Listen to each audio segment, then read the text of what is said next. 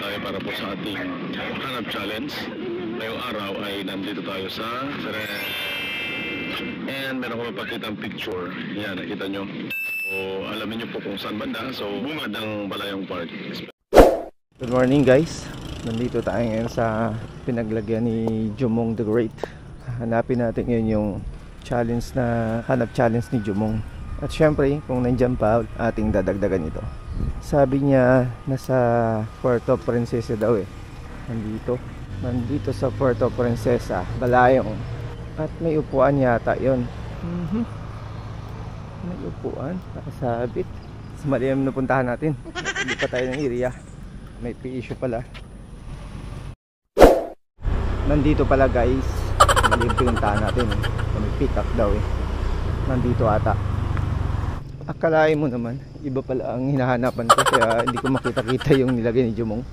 Sana wala pa nakakuha. Exercise muna tayo. Jogging. Hanapin natin ngayon ang pinaglagyan ni Jumong. Kagabi pa ata to eh. Dagdagan natin yung 100 niya. Okay. Kung 1,000 yun lang, wala akong dalang 1,000. What? Oh, what are you talking about, man?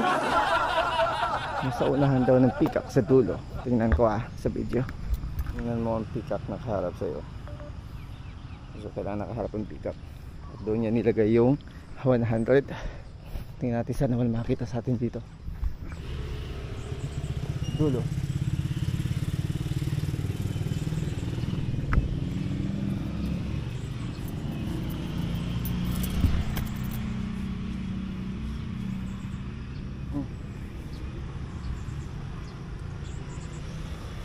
Tulong off.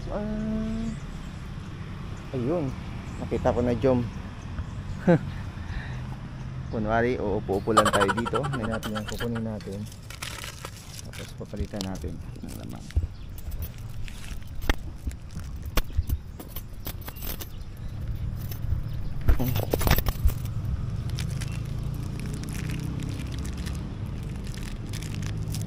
Lalagyan natin sa tamang dito sa harap ng peacock. Nakita ko yung nilagay ni Jumong. At syempre dinagdagan ko na rin siya ng 100. 200 na siya. Ididikit ko siya kung saan siya nakalagay. Papasimplihan natin kasi marami ng tao sa paligid. Nakita nyo guys, sana hindi maulog. Ngayon puntahan nyo na dito